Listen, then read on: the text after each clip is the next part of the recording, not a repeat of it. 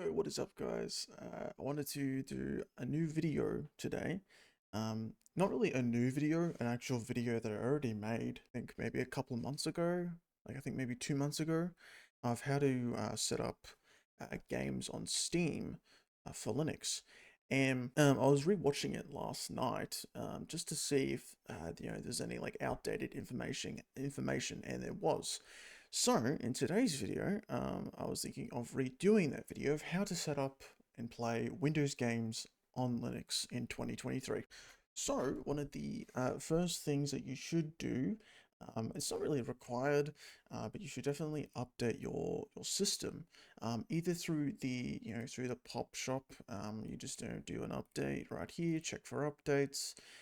Or if you're on GNOME, like a newer GNOME version that uses the GNOME software. I can use the GNOME software in here, but it's not pre-installed, as PopOS likes to use the Pop Shop, which is actually just the elementary store with some like skins over the top of it and like PopOS's own stuff. But if you're on GNOME software or you're on KDE Discover, then you just do an update through there. And as last choice as well, you could do it through a terminal as well if you wanted to.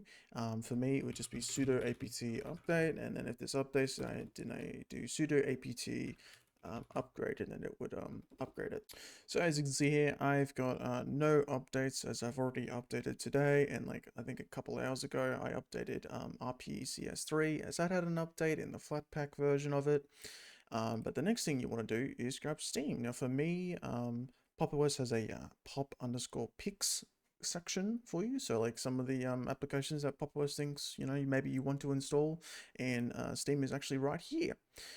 So in some stores, you actually might have either a FlatHub or a, like I have here is a FlatHub beta, but I wouldn't recommend installing the Flatpak version of Steam, as there is some issues with Steam. Not really issues, I would say, but just more stuff that you have to do to get Steam working. For example, if you have a second drive, or if you have like multiple drives with like different games on it, on the FlatHub version / Flatpak version, you would need to give the Steam Flatpak permission to see that drive, as on default it's not able to see that. As if you don't know, Flatpak is like a containerization of the app, so it has its own little container with its own permissions and its own dependencies, and that could be amazing for like the majority of apps. But for something like Steam, you do have to like set some things up if you want to add like a second drive or a third drive, for like different games that you have. And I have used it before, and it works perfectly fine. If you're on a AMD system, the Flatpak version might use a older version of Mesa as well, which is not good. I'm pretty sure Flatpak did get updated to I think it was Mesa 2023. I think it was Mesa 23.1, so you should be okay. If you want to use a Steam Flatpak, I'm just saying that you'll have to use an app like FlatSeal, which lets you like change permissions of each Flatpak application. But for the majority of users, if you're on a Debian-based distro or a Ubuntu-based distro, you want to choose the Debian version of Steam. If you're on Fedora, then it's the .rpm version of Steam. And then if you're on Arch, it would probably be the AORUS, or there's a package of Steam in the Pacman, through the Pacman command you can install it through there as well. It probably is on the chaotic AUR as well, but I think, people that use Arch, they probably already know how to install Steam pretty easily through like the AUR and such. For me, actually, I decided to go to the Steam website because I wanted to grab the right dependencies, but this one should work just fine. As you can see here, it only needs 2.4 megabytes, as the PopOS Debian actually uses some different dependencies versus the one that's provided by Steam. But anyways, besides that, then you actually want to install Steam. Now, depending on the desktop environment that you use, let's say you use KDE Plasma and you're on Wayland, for example, and Steam doesn't have Wayland, a native Wayland version of Steam yet, as it uses a X11 windowing system for the app still, and that's a whole mess. The app uses certain things that of that company hasn't updated to Wayland.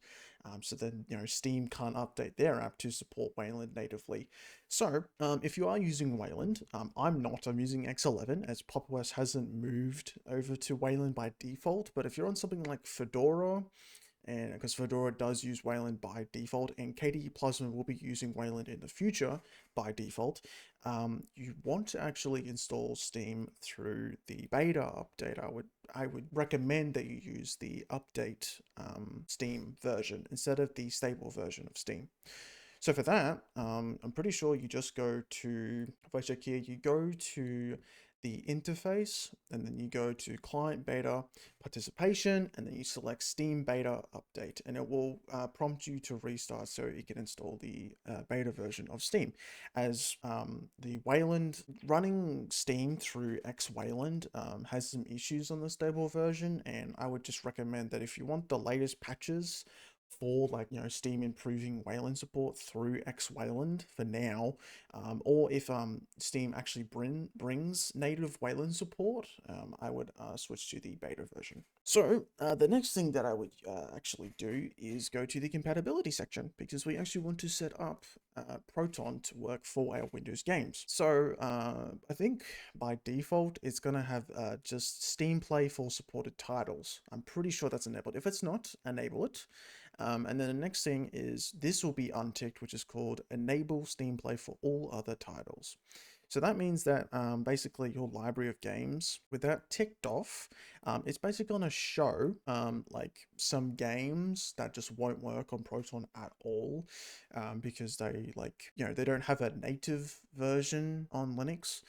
So by enabling Steam Play for all other titles, it's just going to enable your Windows library of games that you have on Steam, and then you can just test those games individually with Proton and see if they work, which the majority of these games work with Proton, surprisingly. And then this will appear, which is called Run Other Titles With. So the Proton version, it will use by default. So when you launch with Apex, for example, on properties, I'm not using any force. I'm just going to launch it, and it's going to launch with Proton 8. What was it? It was like 8.0-2. Like that's the version it's going to use, and it's going to launch. It may not launch if like Apex does an update and like something breaks, but that has never happened, I would say, in the majority of games that I play with Proton. Game updates do not break a game, I would say. I would say the launches that are used, like for example, Battlefield 1, Battlefield 4, Battlefield 5, then you got like the Ubisoft games like Division 2, Rainbow Six Siege. Those games will run through the, those Ubisoft games will run through the Ubisoft Connect app, which will break pretty often, I would say. I'm not gonna lie. Every couple of months, the Ubisoft Connect app will get an update, and there's like a 50-50 chance that the Ubisoft Connect and the EA desktop app as well, there's a 50-50 chance that it will break. And Valve has to go and bloody fix it on Proton Experimental. So, for example, just before I tried to launch Battlefield 1, and the EA update had an update. So it updated, but then the EA app is supposed to launch after the update, right? To launch the bloody game. Didn't do that. And then I tried to retry launching it, and it didn't want to launch. And I was using Proton 8, so I was like, okay. So I had to use Proton Experimental, as I'm pretty sure it seems, I don't know if anybody else has had this, but it seems like the EA app of today, for at least, is broken. So you're going to have to use Proton Experimental, which has the patch for EA app to actually work. That may change though in the future very quickly, probably in like a week. They're probably gonna like update Proton 8 to like 8.0-3 or something like that, and then it will work just fine. So the next thing that I would do is probably install the easy anti-cheat runtime for Proton. As you can see here, it is installed. This is mandatory if you want to run games like Apex Legends.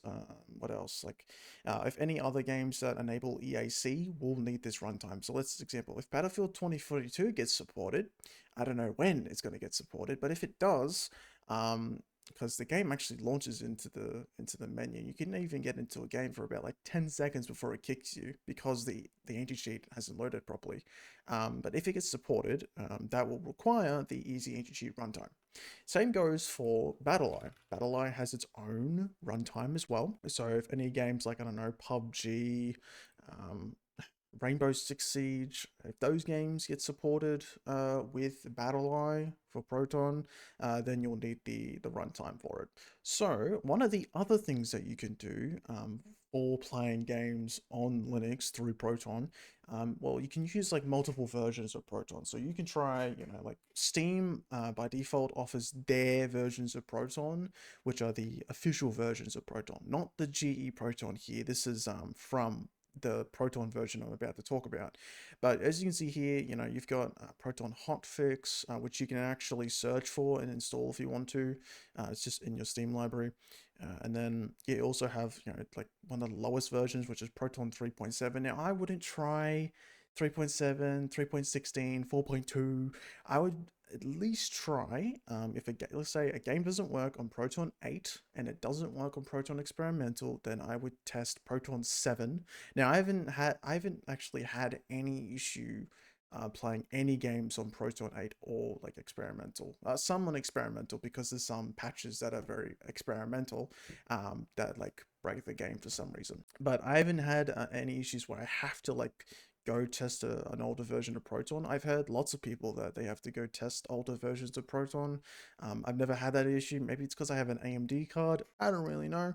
But yeah, the Proton version I want to talk about is Glorious Egg Rolls Proton versions, as it's a Proton version that you can use if you want to as an alternative to the normal versions of Proton, as Glorious Egg Roll offers like tons of patches in the Proton version for playing games. For example, a while back, Halo Infinite got a certain patch. I think it was from AMD's developers, if I remember correctly, to get Halo Infinite working on on the RDV cards. So basically just AMD cards on the AMD GPU open source drivers to get Halo Infinite to work.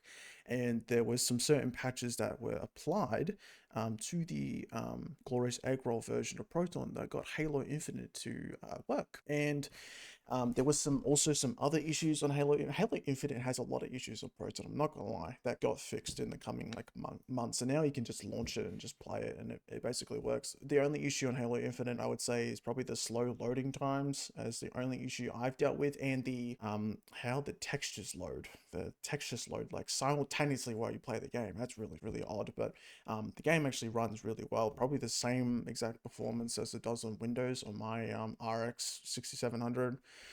But back to GE Proton. So if you want to get GE Proton, there's a great app. There's two apps actually that I would recommend that you get. One's called, the one that I use is ProtonPlus, and that's a really simple application that's based in GTK4 libwada.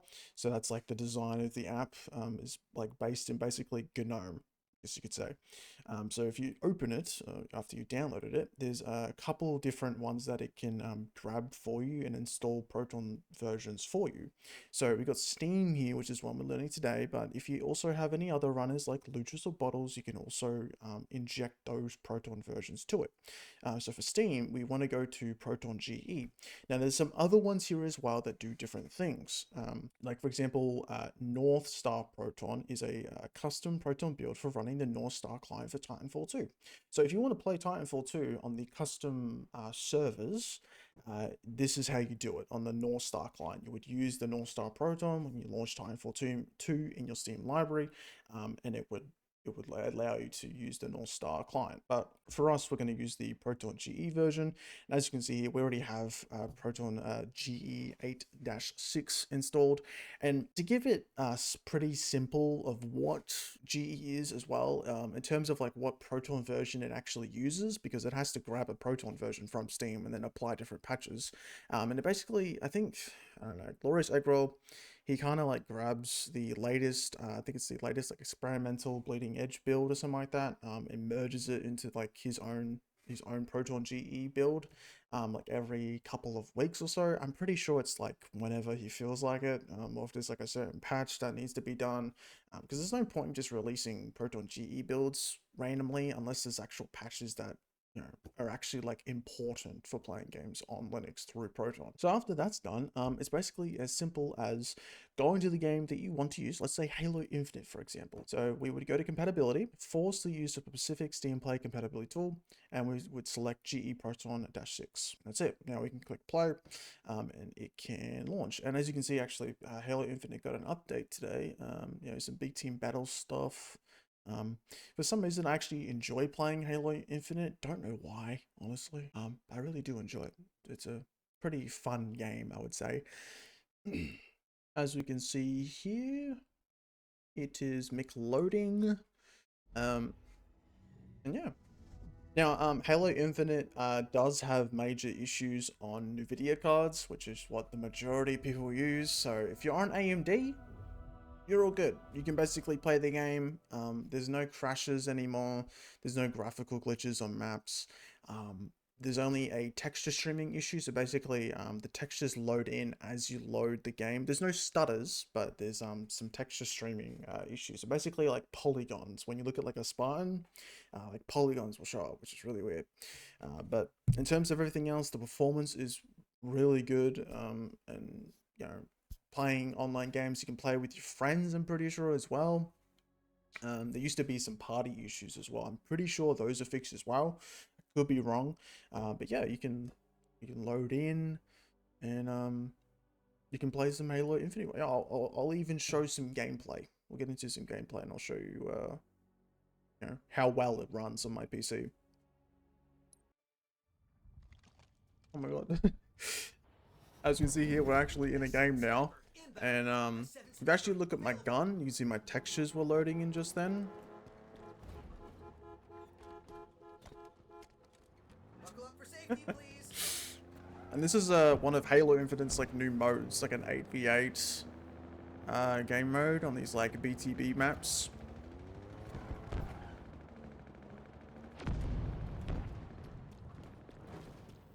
Run for our lives back to base. They know where we are. Ah, shit. Oh, no.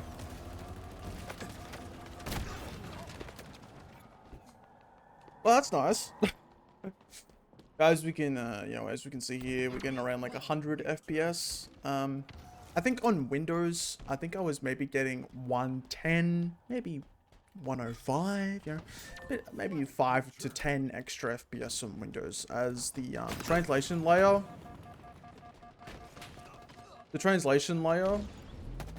VKD3D, is not that great, I would say. It still needs a lot of development work to make the performance a lot more better versus DXVK, which is the one that translates to DirectX 11.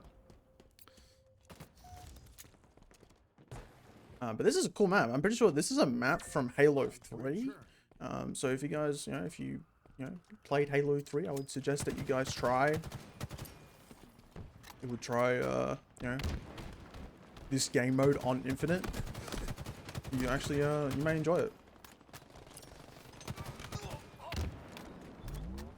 So the last thing that I would actually do is disable the shader pre-caching section in the Steam settings, as for games that run through DXVK, usually when you try to load shaders or textures, originally on Linux how it works is you basically load the shaders at draw time, and so that introduces stutters when you try to play the game.